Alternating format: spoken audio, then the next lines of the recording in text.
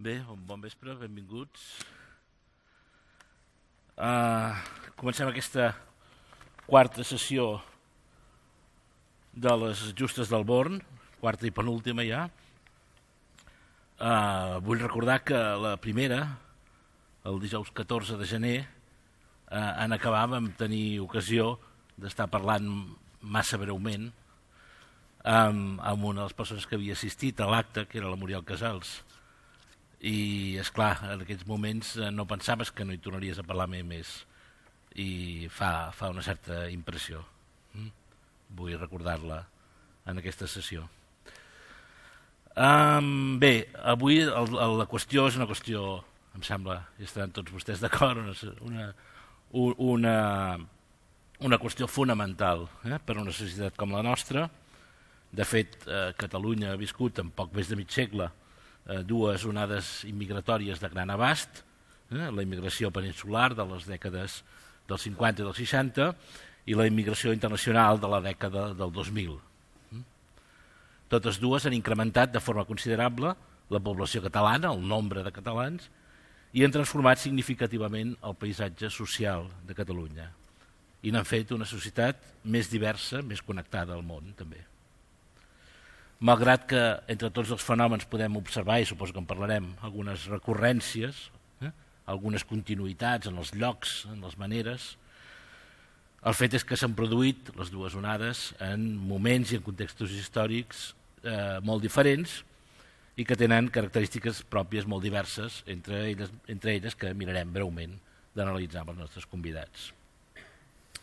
Aquests dos grans fluxos migratoris semblen confirmar plenament la idea que la immigració és consubstancial al sistema català de reproducció, que ha estat anomenat per Anna Cabré el sistema català de reproducció, caracteritzat per una baixa natalitat i per un recurs constant a la immigració com a palanca del creixement demogràfic.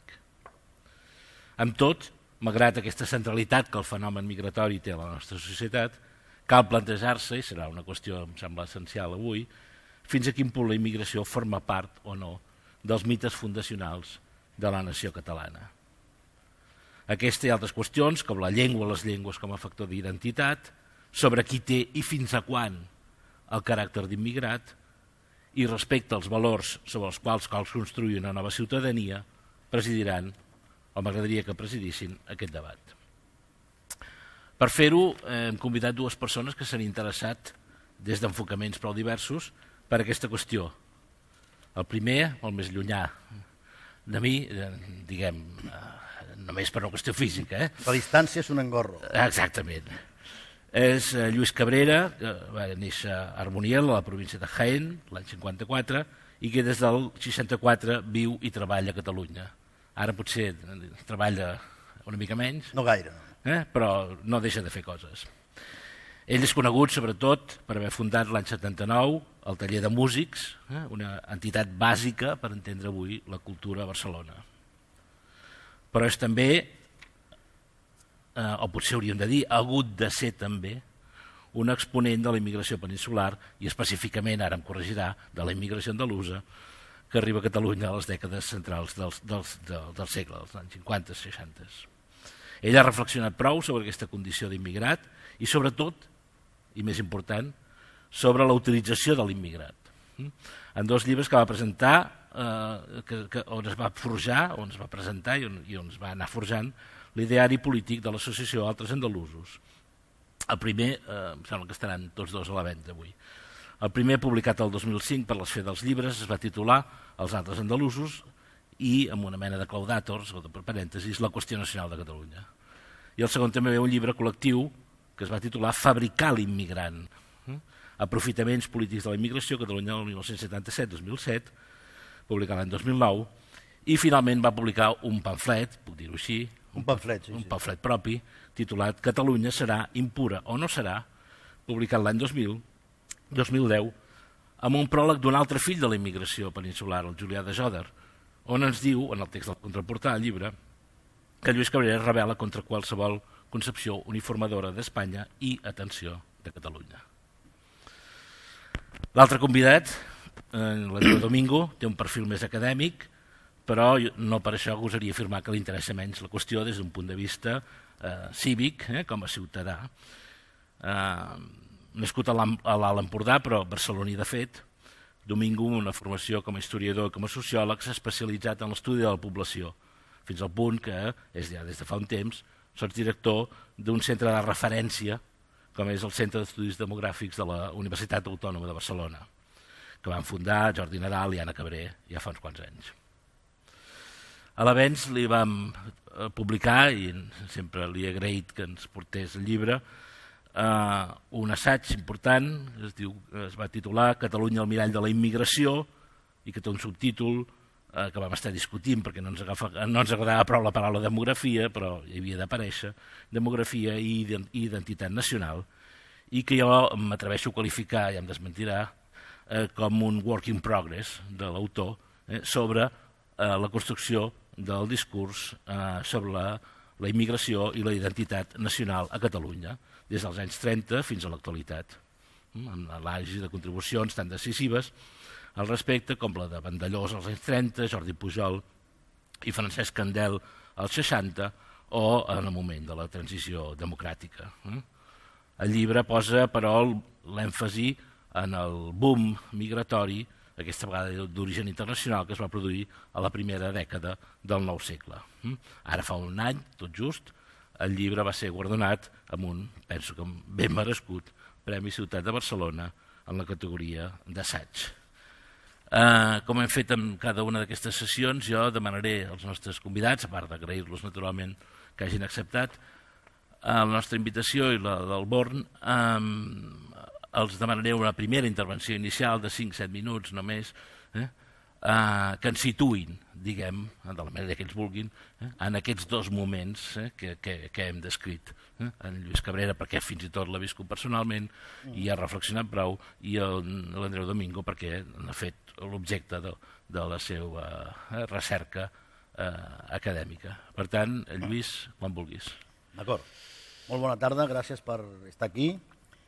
Gràcies a l'Avenç del senyor Muñoz perquè ens ha convidat. També estic molt content de compartir escenari amb l'Andreu Domingo. Jo començaré dient que el 99% de les persones que vam arribar a Catalunya després de la dita Guerra Civil o la Revolució trencada van ser perdedors d'aquesta contienda. O sigui, van ser perdedors. És a dir, el cop feixista liderat per Franco, el juliol del 39, trenca les llibertats democràtiques a Espanya, imposa un règim autoritari i repressiu d'un enorme calat i evita la reforma agrària que s'havia de portar a terme a les zones desenvolupades, com era el cas d'Andalusia. Al no portar-se a terme la reforma agrària, més de 800.000 persones ens veiem abocats a desplaçar-nos de la nostra terra i buscar una vida amb unes perspectives millors que la que ens oferia el lloc de naixement. Dic això perquè hi ha teories nacionalistes a Catalunya que diuen que la guerra civil va ser una guerra de Cataluña contra España, España contra Cataluña. Eso no se sostiene desde el punto de vista intelectual ni desde un punt de vista de la realitat. Això és fals, és absolutament fals. Va ser una lluita de classes, una convulsió durant 3 anys de, per resumir-ho molt, de rics contra pobres. El bloc dominant format pels rics, els rics d'aquí, d'allà i tot arreu, en aquest cas Andalusia, dels terratinents, i per altra banda els sindicats obrers i els partits d'esquerra que defensaven el Front Popular, un govern de centre-esquerra format al 36, al febrer del 36, i que no va durar pràcticament ni res, uns quants mesos. No, el 36 no, va ser el 36. El febrer del 36 i el juliol del 36 el cop d'estat. Va durar uns mesos. Per tant, aquí això és molt important. La convulsió que crea el cop d'estat i després la seva prolongació durant quasi 40 anys de dictadura crea una convulsió a tota Espanya d'un enorme calat cultural, econòmic, polític, de tota mena. Aquí a Catalunya vam arribar a 800 i pico mil andalusos i encara avui hi ha persones, intel·lectuals, acadèmics, persones que tenen certa incidència social i predicament als mitjans de comunicació, que encara diuen que vam arribar aquí per una ordre de Franco per ensorrar la cultura, la identitat i la llengua catalana. Això és una altra mentida com una catedral. Com una catedral. Això no vol dir que no vinguessin uns quants dels cossos policials per treballar als sindicats verticals, alguns mestres falangistes provenents del sud, etc. Però repeteixo, el 99% van ser els perdedors directes, fills i nets dels perdedors directes de la guerra, no de la guerra, del desenllaç de la guerra civil. I on vam venir a parar? Vam venir a parar abans del 50 a totes les zones on s'autoconstruïen barraques i a partir dels 60 doncs ja en uns barris, el que se'n diu l'extraradi de Barcelona i l'extraradi de lo que és, el que se coneix ara com àrea metropolitana, on es consoliden grups de persones de diferents orígens, però també d'origen català. Perquè una teoria que també és falsa i que, per exemple, el senyor Rufián, que ha anat de número 1 per Esquerra Republicana al Congrés, diu i defensa en els seus mítings, aquest noi, doncs no sé quins llibres ha llegit, si és que ha llegit alguna vegada, diu que a Catalunya, quan els seus pares i els seus avis van arribar, només hi havia burgesia, no hi havia obrers catalans. Això és fals. Això és una altra falsetat. Una altra falsetat que no se sostiene de ninguna de les maneres. Per tant, per resumir, perquè ja em passo d'hora, no? Em passo d'horari? Resumeix. Catalunya i la immigració es debaten, el debat està entre dos relats que estan escrits en dos llibres. Un que va editar Jordi Soler Tura, la primera edició el 1967 i la segona el 1970, Catalanisme i revolució burgesa, que també ve a dir que si tens consciència nacional, que no vol dir que siguis nacionalista, no és el mateix, que si tens consciència nacional no tens consciència de classe treballadora, resumint molt. I per altra banda, un llibre del 1976 de Jordi Pujol, que es diu Immigració, problema i esperança de Catalunya, que entre altres perles, aquest senyor es permet el luxe, un senyor que ha estat 23 anys governant aquest país, que entre altres perles diu: els andalusos han vingut a Catalunya no solament en busca de feina, sinó a trobar l'ànima que el seu país no els hi pot oferir, perquè és un país, Andalusia, desordenat i anàrquic. Això està escrit. Això és una perla que encara s'està pagant. Aquest mateix senyor que preconitzava que som carolingis, aquí a Catalunya, mai va pensar en la mirada mediterrània. Si haguessin pensat en la mirada mediterrània, el que suposa tots els països que banya el mar Mediterrani, no podria haver dit això mai, perquè la identitat, la cultura i la llengua catalana són molt semblants a la identitat, la cultura i la llengua d'Andalusia. Perquè el català, el castellà, l'italià, el francès i el portuguès són fills del mateix pare i de la mateixa mare. Per tant, no hi ha tanta diferència. La identidad catalana tiene los mismos mimbres y se hizo bajo los mismos ribazos que la cultura andalusa. I en música, per exemple, podem parlar del fandango, de los romances, dels cants de sega, dels cants de treball, de la jota, per exemple, que són los mimbres donde nace el flamenco. Una altra teoría de que el flamenco en Cataluña lo impusimos los que vinimos de Andalucía entre los años 50 y los años 60. Eso es mentira. El flamenco estaba aquí y he traído discos de una recerca que hemos hecho ahora, fa molt poc. Està des del 1880. Això ja està certificat, ja es pot, és empíric, no m'ho invento. Per tant, i el flamenco del qual jo parlo no té res a veure en los coros y danzas de la sección femenina franquista, que es lo que el nacionalismo catalán le interesa aprovecharse en Cataluña para crear la imagen del tópico andaluz, el tópico y el típico andaluz, de los faralaes, del sombrero cordobés, etcètera, etcètera. I per altra banda, es crea una convulsió molt gran política a Catalunya perquè el 1980, les primeres eleccions al Parlament de Catalunya, el Partido Socialista Andaluz es presenta a Catalunya i treu 2 diputats. I això crea la por en el cos perquè es pensaven, els polítics catalans, aquells que sempre han defensat que Catalunya és un sol poble, un sol país, tanta por, el fracàs del PSA va ser rotund, 2 diputats. Malgrat això, la por en el cos, en el tracte a Catalunya, encara avui, de les cúpules polítiques catalanes envers una persona d'origen no andalús és paternalista, assimilacionista i redentorista.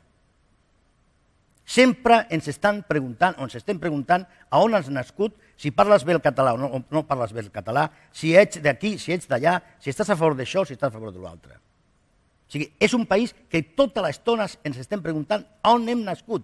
Això no pot ser perquè això és el passat. Hem de viure el present i pensar en el futur. I ara ja, per acabar la primera intervenció, això, 30 segons, si en el 1980 los números yo en castellano se me dan mejor,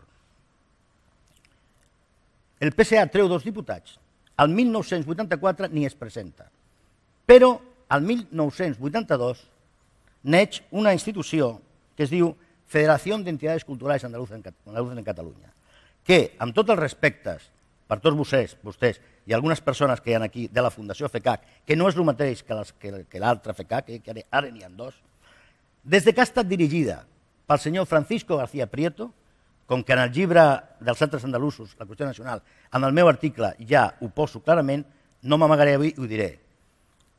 La FECAC, mentre ha estat dirigida pel senyor Francisco García Prieto, a part de que ja ell i uns quants estan investigats per temes econòmics, va jugar el paper que el PSA no va poder jugar perquè va desaparèixer sense passar per les urnes.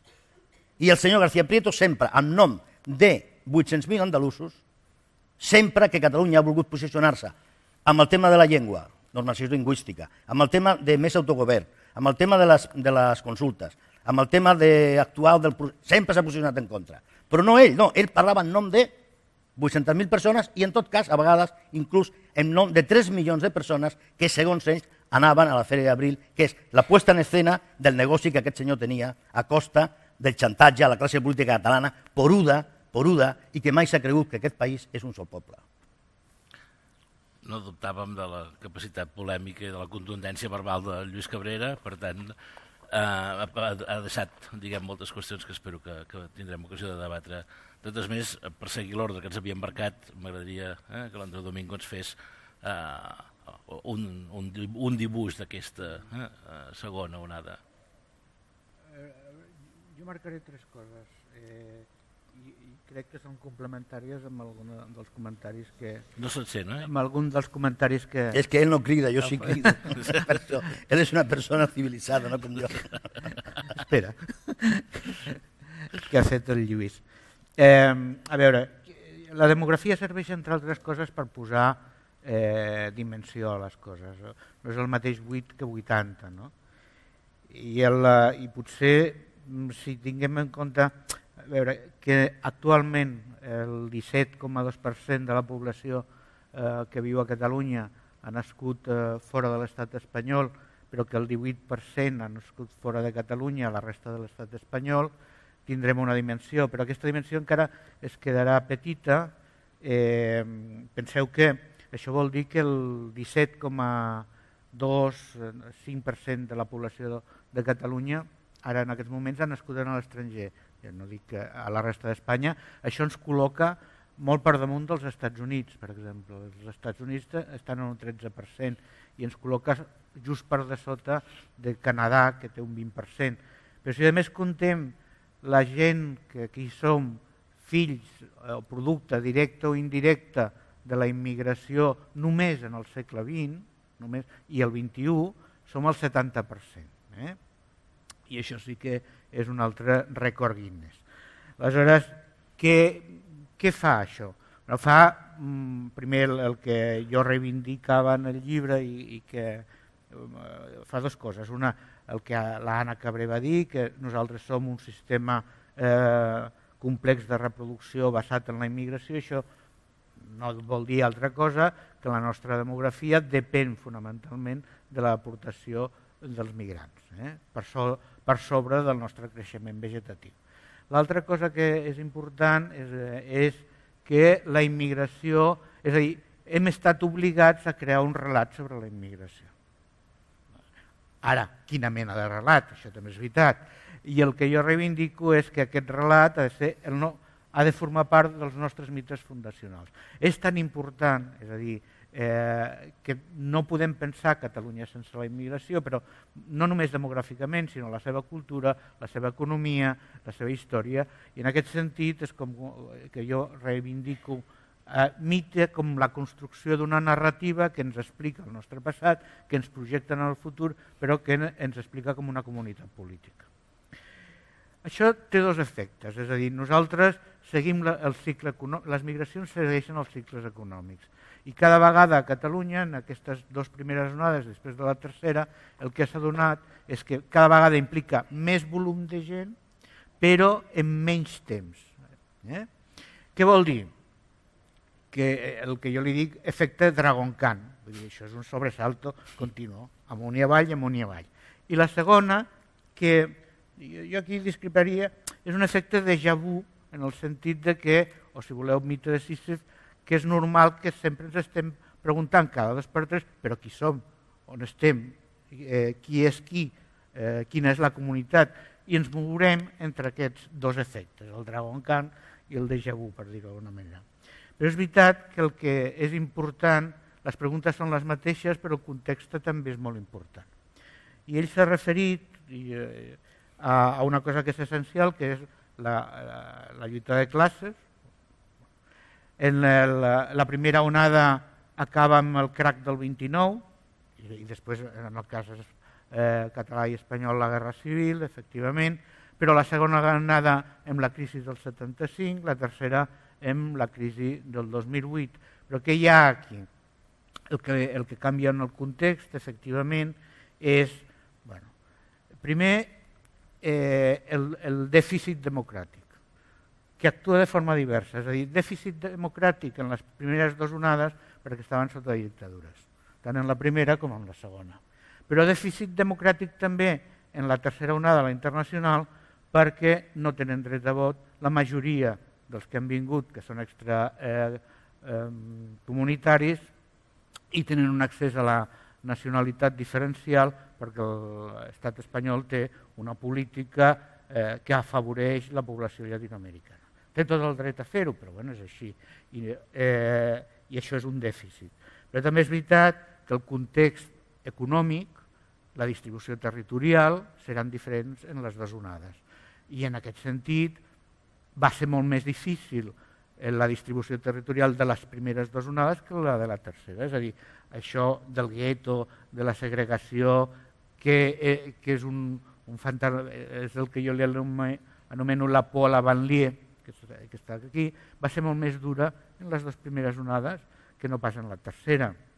I en canvi, aquest fet de no tindre el mateix drets en la tercera és molt més diferencial, perquè efectivament en la primera tots eren espanyols i teòricament tenien la mateixa manca de drets, per dir-ho d'una manera. En la tercera uns tenen més drets i els altres.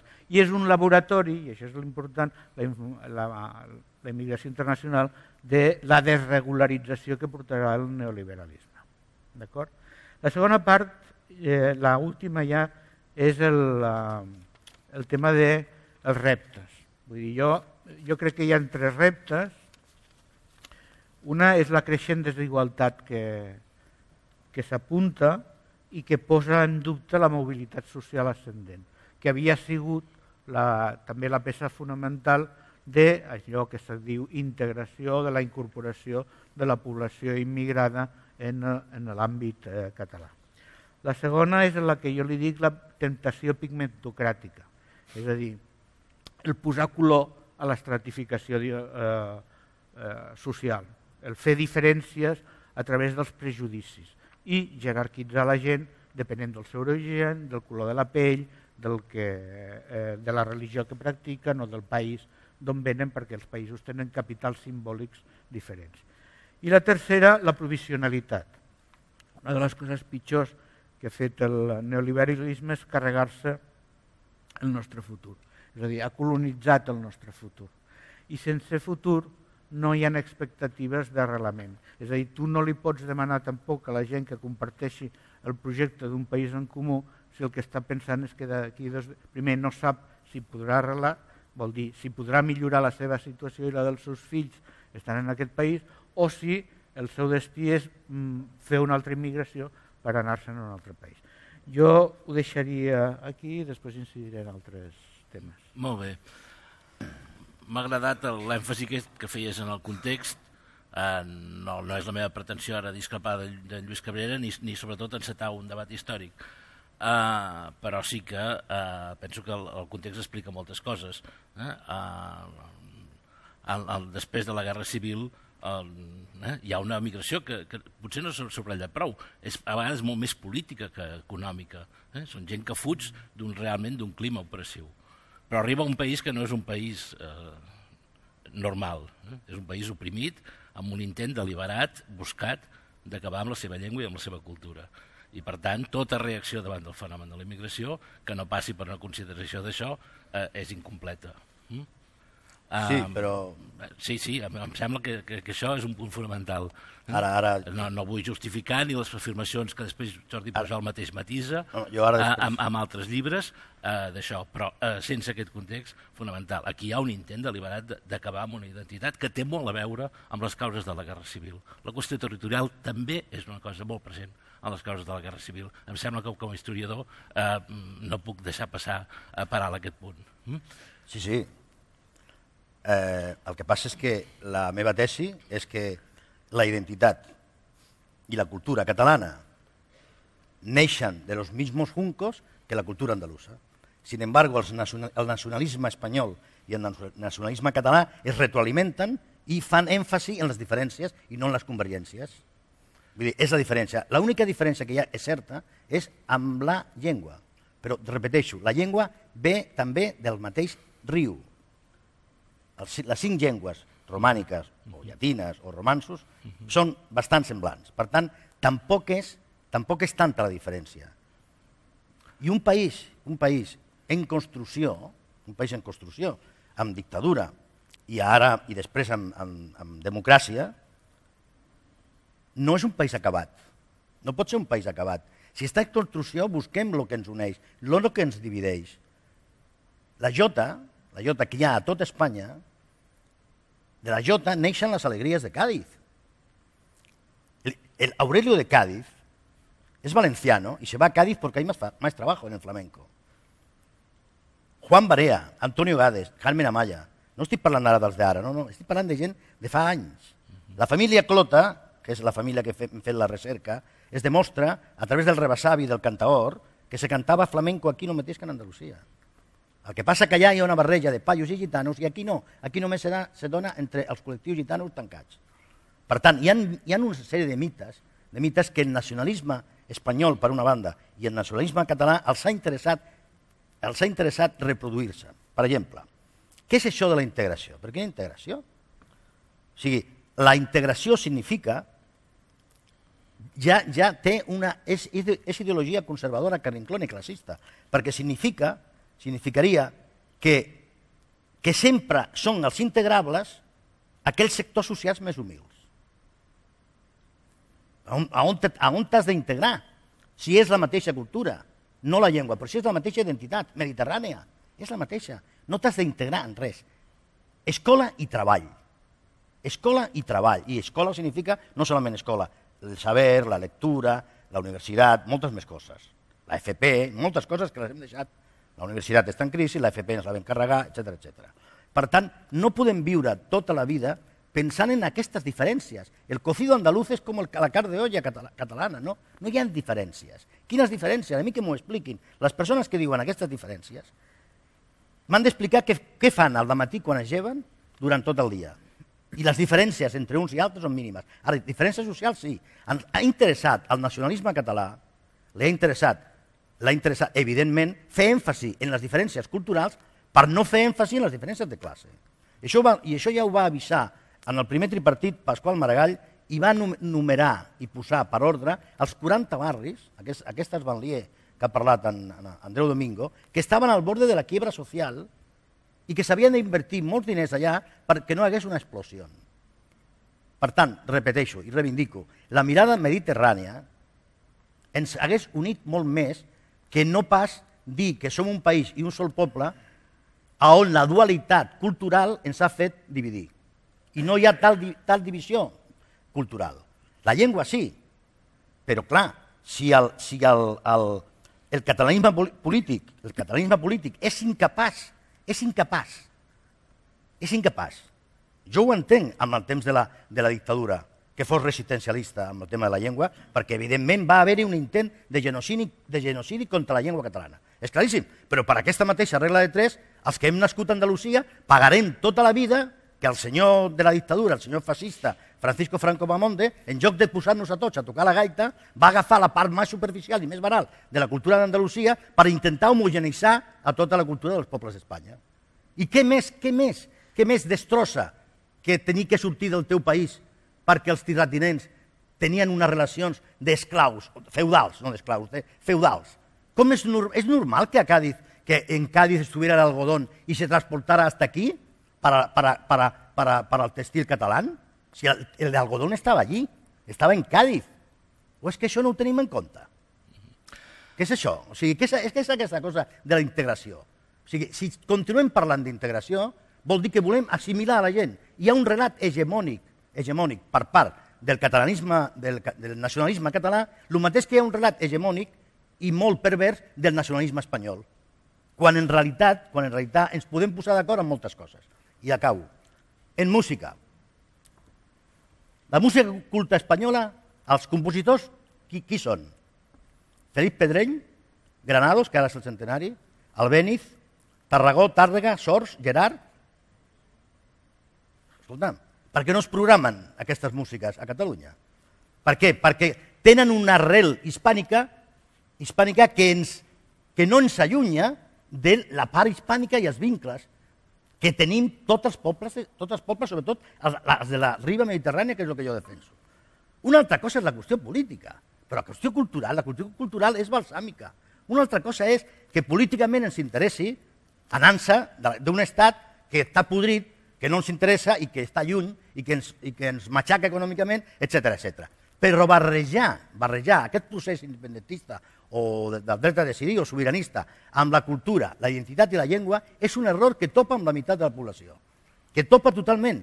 En tot cas, aquest procés hauria d'estar basat en la política, en la dignitat i la llibertat. I res més. No cal complicar-se la vida amb les cultures. No cal, perquè si ens compliquem la vida amb les cultures n'hi haurà un Cristo. No pot ser, no hi ha diferències. I t'ho puc demostrar, si voleu canto una jota i després canto una alegria de cap. Deixem-ho per després. I per què no es programa als contenidors oficials públics de Catalunya aquesta música culta espanyola que són compositors catalans? Per què? Perquè la pròpia rumba catalana ha estat denostada aquí a Catalunya, perquè entronca con el flamenco, i el flamenco, com que el nacionalisme català ens ha fet veure que és una imposició franquista, ens ho han tregut. Ja està. Però això, ho sento molt, és d'una meridiana i clara manca de cultura. I això que Catalunya se les dona de ser un país molt culte i molt europeu. Ho sento molt. En aquest aspecte, pegaos però com la cola de Carpintero. Hi ha un observador forani, estranger, que penso que en aquest moment està bé citar, que és Tariq Ali, un escriptor anglo-pakistanès, i explicava fa poc temps en unes declaracions a La Vanguardia que Catalunya i Escòcia són dos dels moviments més interessants de l'actualitat, perquè hi veig un nacionalisme cívic, no ètnic, basat en el fet que no se senten representats. La qüestió de la representació, em sembla, política, és al capdavall el que explica tot. L'Andreu Domingo esmentava la qüestió dels mites fundacionals. Als Estats Units, per exemple, que és una ciutat d'immigració, però com ell mateix ha explicat, no en nombre superior al de la societat catalana. Tenim una immigració realment de país, com l'Argentina o com aquests països que s'han construït amb la immigració. Els Estats Units tenen un lema, van adoptar un lema que es diu e pluribus unum, és una frase llatina, que ve a dir que de la diversitat, de diversos, se'n fa un. Aquest lema tenia una gràcia, que és que té 13 lletres, que són les 13 colònies que van fundar els Estats Units a finals del 18 per oposició amb un govern que no els representava, com era la monarquia britànica. Al segle XX, aquest lema, e pluribus unum, s'adopta com a senyal d'identitat dels Estats Units, però no per les 13 colònies fundacionals de Nova Anglaterra, sinó pel fet, per la constatació, que efectivament la gent és d'orígens molt diversos, però que tots acaben sent americans. Després aquest lema ha acabat sent substituït per un altre lema que figura en els bitllets de dòlar, que diu In God We Trust, però això ja seria una altra història. Andreu, e pluribus unum és imaginable a Catalunya? I desitjable. Vull dir, a veure, jo crec que la gran lliçó de veure què va passar abans, per veure què pot, o cap a on hauríem d'avançar, és que no va, abans que li agafi urticària no diria integració. No, jo m'agrada la paraula identificació. Identificació. Jo no m'he integrat en ningú lloc. La identificació, la fusió en un sol poble es va donar sobretot en la lluita. És a dir, en la pròpia apropiació que feien, començant pel barri, del territori que tenien, uns i altres compartits. Vull dir, i el que vull dir és que és en la transformació en la lluita social on tu vas creant un poble, sense més ni més. Ara, especialment, estem confrontats als valors del mercat. I quan dic que estem confrontats als valors del mercat vol dir que el nacionalisme espanyol el primer que fa, ja fa temps, és dir-nos, bueno, quina mena de cultura sou vosaltres si no teniu pes, no teniu els 300 milions. Això és confrontar-se amb el mercat. És a dir, vosaltres, el valor que s'us mereix és el valor de capacitat de tindre un mercat per vendre. Si no el tens, doncs no ets res. El tema, per mi, és la capacitat de... Ens venen uns anys difícils en aquest sentit, si seguim el Piketty, de que la desigualtat creixerà, doncs el pluribus unus no estem obligats, o això és el que penso jo, a retornar-lo a reconstruir amb la lluita per reconstruir el benestar social i per reconstruir el comú. I en aquest sentit no és que s'utilitzin les diferències que s'han utilitzat, és que s'han utilitzat, també com apuntaves tu sense dir-ho, les caricatures que es fan de les diferències, és a dir, unes recreacions interessades que han fet un nacionalisme d'un costat i un nacionalisme de l'altre, que al final el que ha fet és desvirtuar allò que dèiem que eren cultures. Si penseu una mica en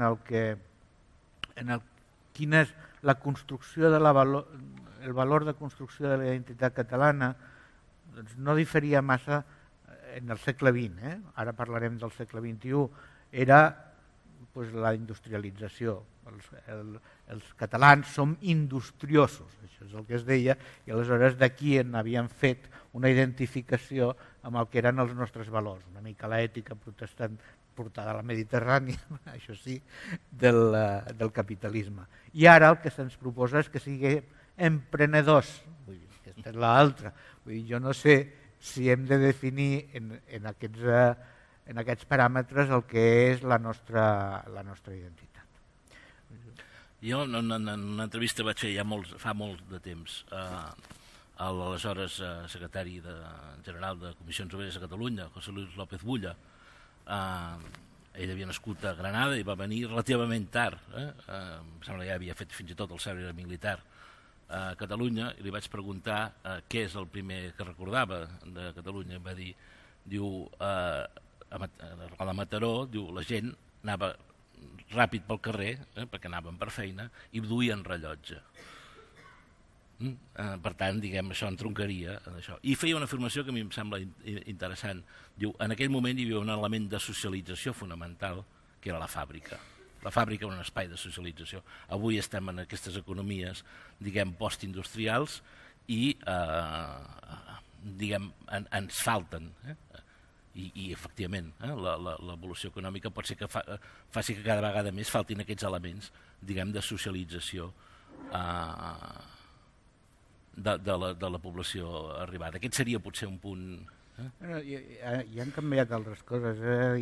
Ara la identitat és un valor estratègic de negociació per al teu capital humà, perquè el que suposa és que tu inverteixes en tu i en un moment t'interessa aparèixer sota un valor simbòlic i en un altre moment t'interessa aparèixer o vals més en el mercat, en aquests termes crus, si apareixes sota una altra imatge. Aquesta és la realitat en la que ens trobem. L'altra història, vull dir, en aquest sentit sí que és poc comparable el que passava amb els valors que passaven als anys 60 i 70. Això sí que ha canviat. I en el fons la qüestió és que a vegades estem aplicant paradigmes que ja no corresponen a la realitat. Quan estem intentant respondre a aquesta pregunta de qui som nosaltres, cap a on anem i aquestes històries, estem pensant en uns termes que corresponen al segle XX i no al segle XXI. Però aquí hi ha un element polític, que és que, Josep Maria, tu deies evidentment que les fàbriques socialitzaven els barris també, etc. El moviment veïnal arriben als ajuntaments democràtics, i pràcticament se'l carreguen. I després hi ha un altre element que una persona llibertària, com jo, ha de defensar, és el paper del PSUC en aquesta història. L'any 1981 peta, i evidentment el PSUC no és el PSC, és una altra cosa, era. Jo no hauria de defensar el PSUC, perquè si no la meva religió, els bisbes de la meva religió, al sortir d'aquí em mataran, perquè em diran que el maig del 37, etc. Tu com a historiador saps molt més que jo com va anar. El POUM, la CNT, el PSUM, Barcelona, la Telefònica, el lío aquest. Molt bé. Després hi ha altres elements polítics importants a destacar. Aquí es produeixen, a part del tema del PSUC, que desapareix l'any 81 i després queda amb iniciativa, això és una altra cosa, hi ha algunes morts que també han influït en aquest procés. Prematures. Josep Pallach, mort prematurament, tenia una concessió de la socialdemocràcia amb consciència nacional i també participa i imposa a la unió dels tres col·lectius socialistes lo del dret a l'autodeterminació, que em sembla ser que ara el PSC no se'n recorda. Després un altre personatge que també mor molt prematurament, que es diu Ramon Trias Fargas. I aquest senyor, des del principi, defensava, no sé si erròniament o no, segons la meva visió, crec que estava en lo cert, que tots els mítings polítics i que tots els cartells polítics, des que aquesta cosa de la transacció democràtica, que els mateixos que ens torturaven a la Via Laietana després eren demòcrates, etc. Els militars golpistes després, el PSOE, l'any 82, els puja, diguéssim, no els golpistes, diguéssim, del 81, però vaja, la UMD, el PSOE, els fa escombrar, entre ells Juli Busquets, que era català.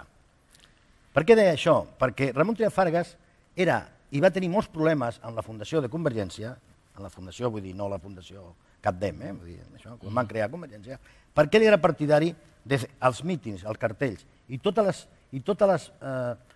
discursos i relats dels polítics i líders catalans s'havien de fer en castellà i català. Si això s'hagués fet en aquella època, moltíssima gent no se sentiria ara exclosa del procés que estem vivint. Això n'estic completament segur. El catalanisme polític, sigui nacionalista, sigui independentista o sobiranista, si no és capaç de reconèixer el castellà com a llengua pròpia també de Catalunya, tindrem un problema. Perquè exclous directament a la meitat de la població, en l'espai públic. Això no vol dir, i no ha estat així, mai hi ha hagut un aixecament per part de ningú, de cap origen no català, que s'hagués aixecat en contra de l'escola en català. Això estem totalment d'acord. Estem, no és perquè jo no tinc pas per què estar d'acord o no. Jo dic que en el Parlament de Catalunya es va aprovar i això ha sigut un gran què, això és una estructura d'estat.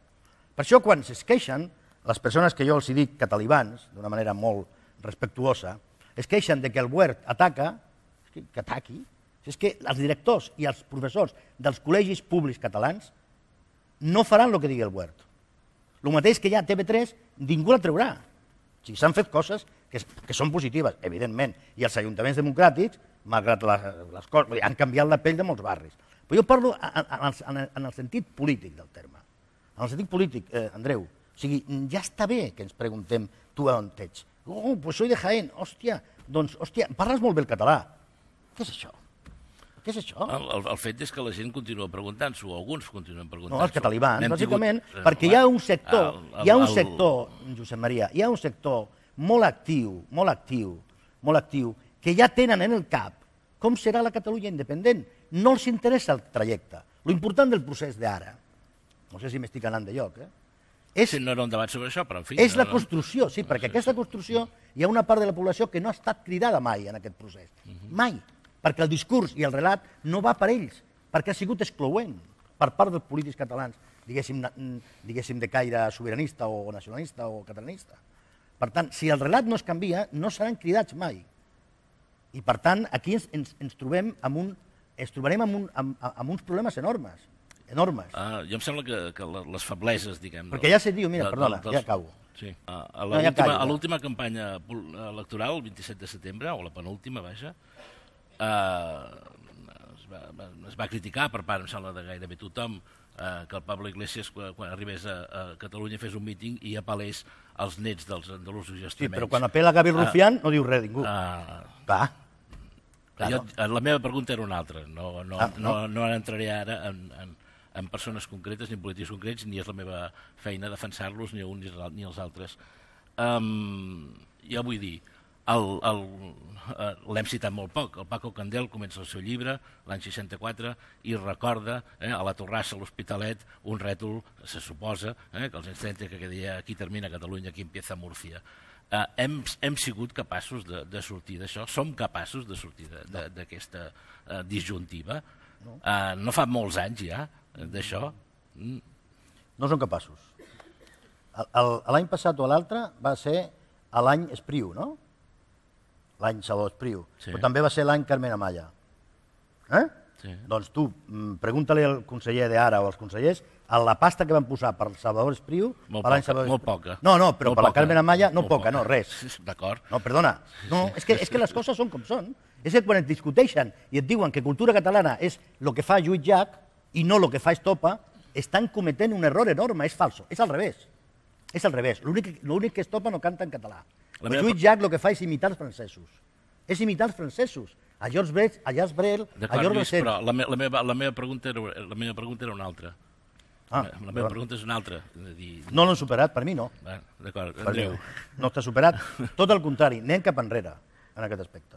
Jo, que no sóc mai optimista, espero fer-ho en aquest cas. Fent referència al que has dit tu, a veure, les lectures essencialistes del que és la Catalunya o del que és la identitat catalana tenen per mi dos problemes. Una, van en contra del que és com a mínim la tradició demogràfica, és a dir, l'intentar definir el poble a través de la sang o de la genealogia és com no s'ha construït aquest país i en aquest sentit no poden apel·lar a la legitimitat històrica. La segona és un problema també estratègic, és a dir, el que fan, volent-ho o no volent-ho, no sé les seves intencions, és minoritzar-nos en el nostre propi país, perquè si tu per ser català has de ser de pota roja, blava, del Prat, i posen un llistó que cada vegada és més limitador, al final entra molt poca gent, i això sí que és un perill per tots. És a dir, no es pot construir ni un poble ni la cohesió. No? Ara, jo tampoc no parlaré del procés, però sí que faré una pregunta, és a dir, per als que han arribat, per aquest 17,7% que han arribat ara, perquè la majoria, amb això del sotrac del Dragon Khan que us deia, vol dir que el 90% d'aquest 17,7% ha arribat en el segle XXI, fa 4 dies. Quins avantatges tenen? És a dir, què té d'engrescador? Pues jo diria que molt poc. És a dir, el sumar-se, o dit d'una altra manera, és això realment un procés de transformació social, que és el que deia jo, que és el primer pas per la identificació com a poble? Pues sembla que no. I aleshores, el per què o no per què no és avui el dia per discutir-ho, però sí que aquí hauríem de fer una reflexió conjunta tothom, perquè hi ha una altra cosa, és a dir, i jo no sé com us ho prendreu, però la immigració per Catalunya és més important que el procés.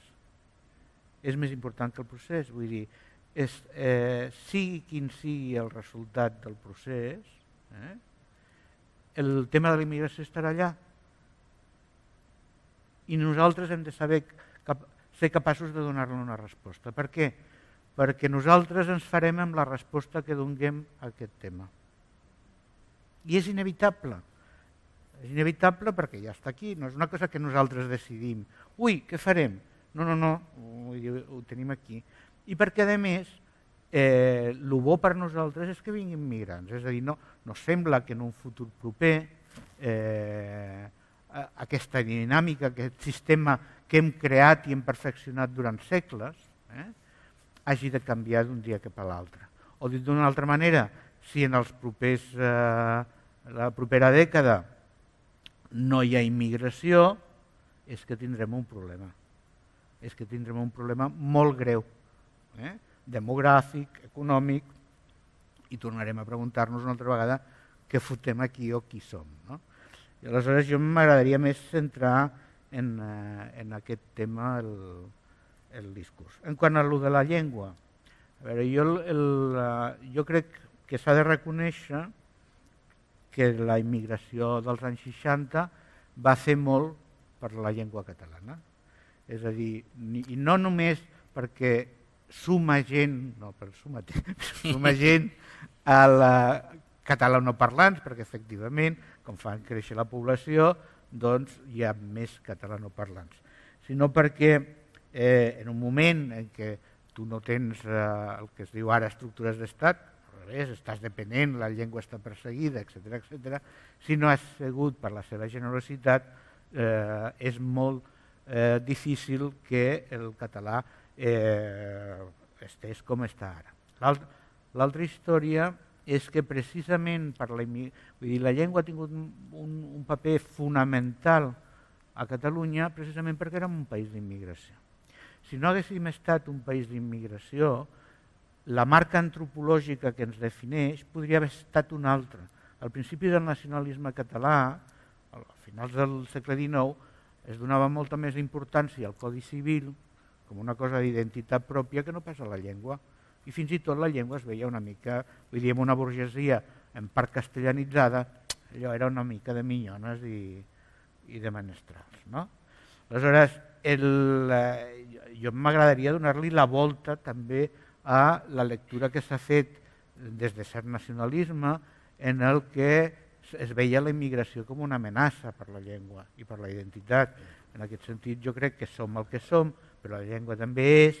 És a dir, l'amenaça per la llengua en aquests moments no ve per la immigració, l'amenaça per la llengua ve pel problema, ja us ho he dit, de la desigualtat. És a dir, si no hi ha mobilitat social ascendent, la funció de la llengua catalana és posada en dubte. I en aquests moments ja està posada en dubte, per dalt i per baix. Per dalt i per baix què vol dir? No pels llatinoamericans que arribin, ni pels andalusos que van arribar abans, sinó perquè a les universitats la gent deixa de parlar el català perquè se suposa que som tan globals que parlem l'anglès, però com la veritat és que no som tan globals i els alumnes que ens venen sí que són de Llatinoamèrica, i això sí que és important per les universitats, s'adopta el castellà. Vull dir, això és el que passa. I per sota, és veritat, per baix de la piràmide, en el que molts dels migrants que arriben, per qüestió d'estatus, acaben socialitzats en companys que utilitzen el castellà com llengua vehicular, que també és normal, però el problema és que vegin si, a veure, la llengua seguirà, i nosaltres també, si la llengua té prestigi i si la llengua serveix. Si la llengua no té prestigi i no serveix, a mi em fa vergonya, jo us ho diré, jo soc professor d'universitat, també a part d'investigador, i a mi em fa vergonya veure com arriben al màster alumnes, els primers alumnes, que són marroquins o que són senegalesos d'origen, parlant perfectament el català, i els hem de dir no parla el castellà perquè és que oficialment l'idioma és el castellà. Perquè això és com una gran enganyifa. Vull dir, al final sí que tenia raó que hi ha una cosa classista, és a dir, es pressiona perquè s'identifiquin en la llengua, però després quan la llengua s'ha de fer servir no fa servir. O un altre exemple, a partir de la crisi econòmica ja comença a haver emigració des de Catalunya. D'aquesta emigració han anat ple els mitjans de comunicació. Però d'aquesta migració la lectura que s'ha fet és, bueno, no, es marxen els nostres. I qui són els nostres?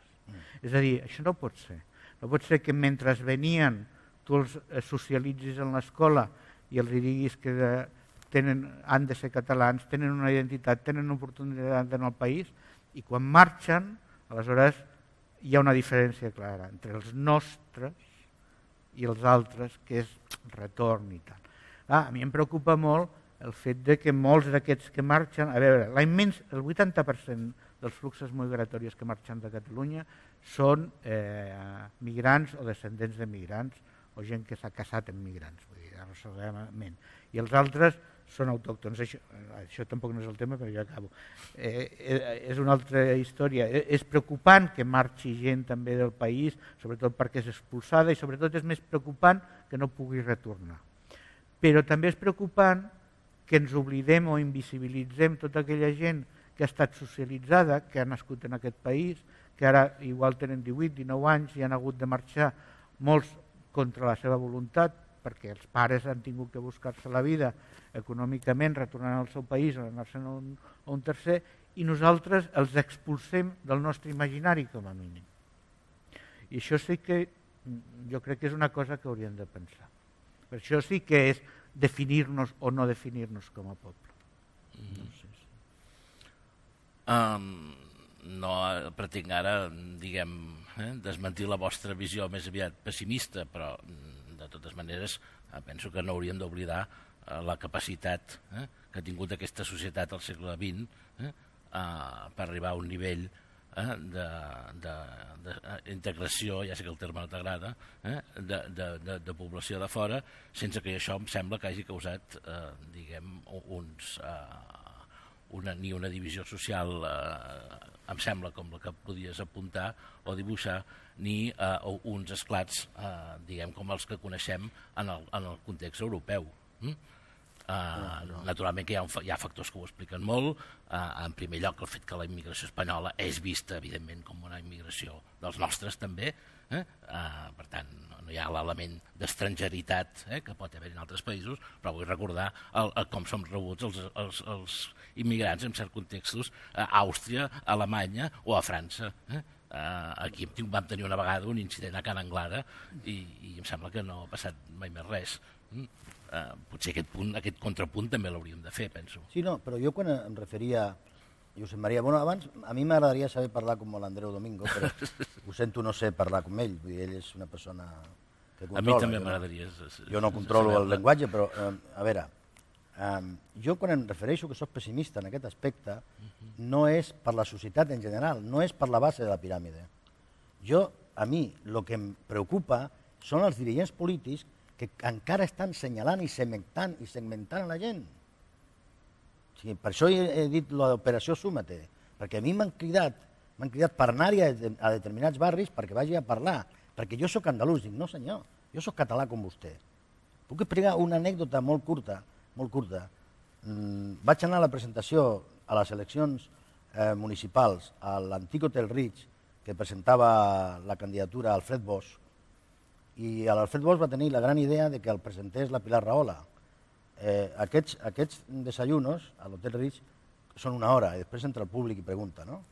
La Pilar Rahola va estar parlant 45 minuts, i l'Alfred Bosch va parlar 15. A la sortida, con que Eduardo Reyes, mi amigo Eduardo Reyes, es fumador, salió antes y estaba en la puerta. Salgo yo y nos damos un abrazo, él siempre me da abrazos. Él está en un lado, yo no res que veure, pero bueno, es igual. Él es de Córdoba, yo de Jaén y él es fantástico. Somos paisanos, paisanos, nos damos un abrazo. Y arriban 6 persones, muy puestas ellas, muy puestas, i ens diuen, se us ha girat feina, Això no fa gaire, bueno, fa tant, I dic, què dius? Hòstia. I diu, parles català? Dic, clar, què dius ara? Clar, que parlo català. Diu, pues se us ha girat feina. Dic, però quina feina se'ns ha girat? Diu, haureu d'anar a territori Comanche a convèncer a la gent perquè es facin independentistes. Perdona, això és cert, i lo juro por mis hijos que és cierto.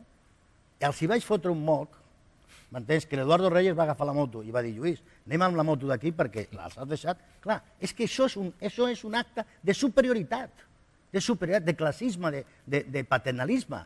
Nosaltres, què territori Comanche? Hi ha gent catalibana que nega que la mina es un grano que le ha salido a Cataluña procedente de los gitanos de Andalucía. Y la mina no es Cataluña.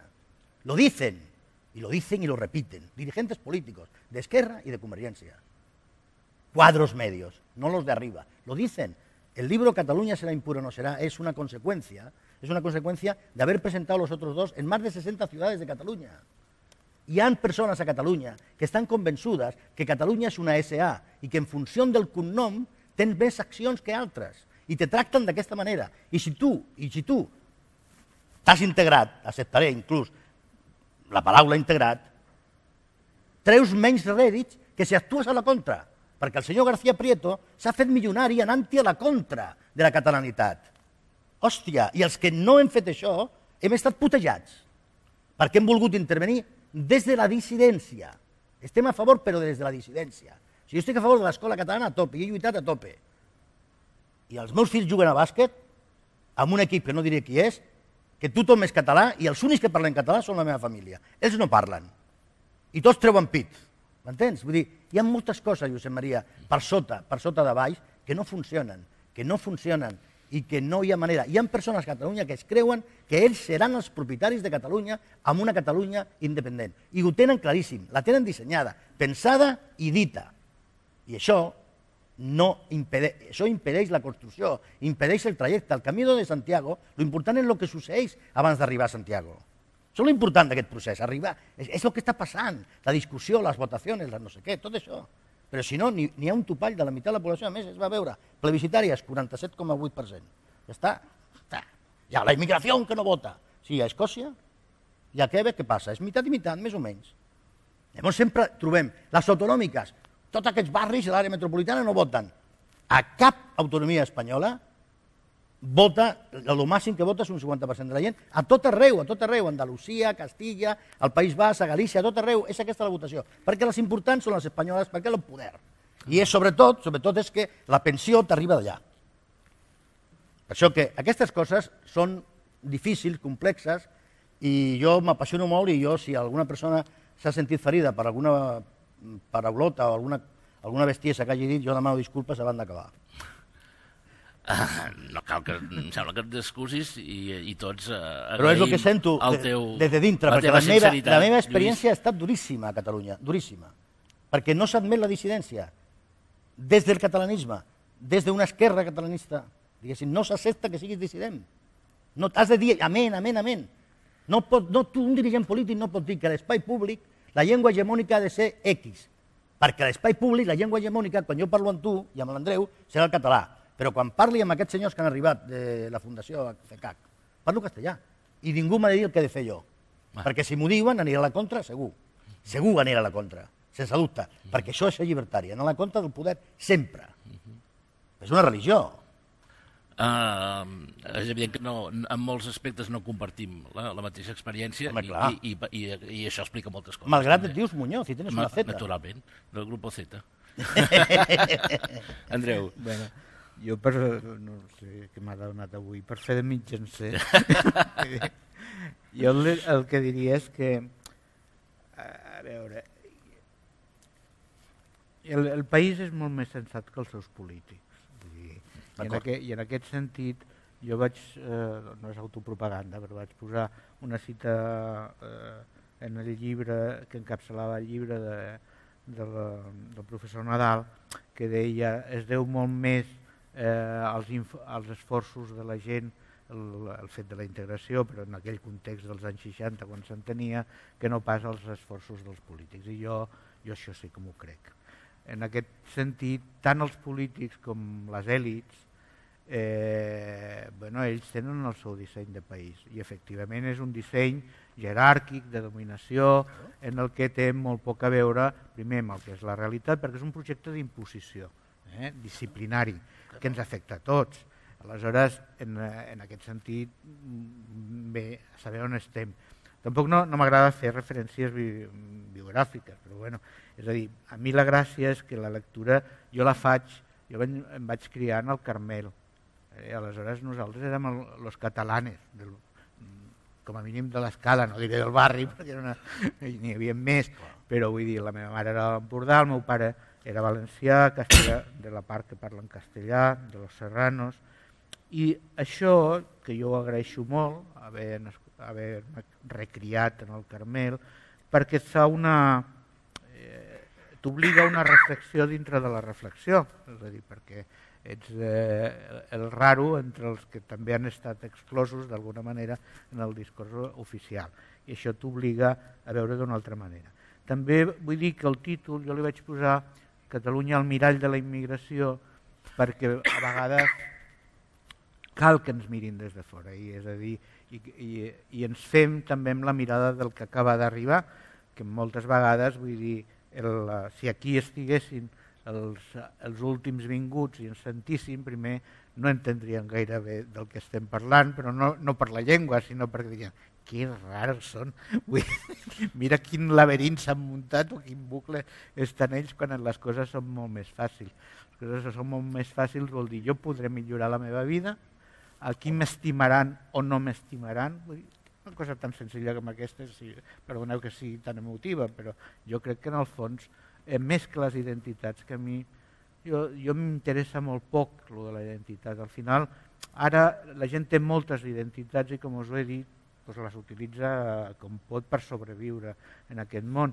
El que la gent busca és millorar un lloc on viure, que l'estimin, no sentir-se exclòs del lloc, i després el que se senti cadascú. I aquesta és l'última diferència, ja acabo. La confusió moltes vegades, ho dèieu al principi, fins a quan s'és migrant, fins a quan no s'és migrant. Jo crec que això és una confusió entre el que és el país i el que són els individus. És a dir, els individus, alguns hauran migrat durant un temps, és a dir, hauran, demogràficament parlant, hauran arribat a un altre lloc i hauran arribat aquí. Amb això, amb el temps, és evident que tu no li pots dir migrant a una persona que porta aquí X anys. Vull dir, hi ha un moment que això no té sentit. Ara, el país sí que és un país d'immigració. Els individus poden ser migrants, no migrants, això haver perdut importància, quan porten més de la meitat de la seva vida aquí, que no pas en el lloc d'origen, doncs no té tampoc cap sentit. No? I sobretot s'ha de respectar, la gent es pot sentir el que vulgui. I a més múltiples coses. És a dir, algú es pot sentir andalús, espanyol, català, o marroquí, andalús, català. Podeu fer totes les combinacions que vulgueu. Això és absolutament respectable. Una altra cosa és la definició del país. Com que ni el Lluís Cabrera ni jo mateix parlem tan bé com l'Andreu Domingo, el més prudent serà deixar-ho aquí.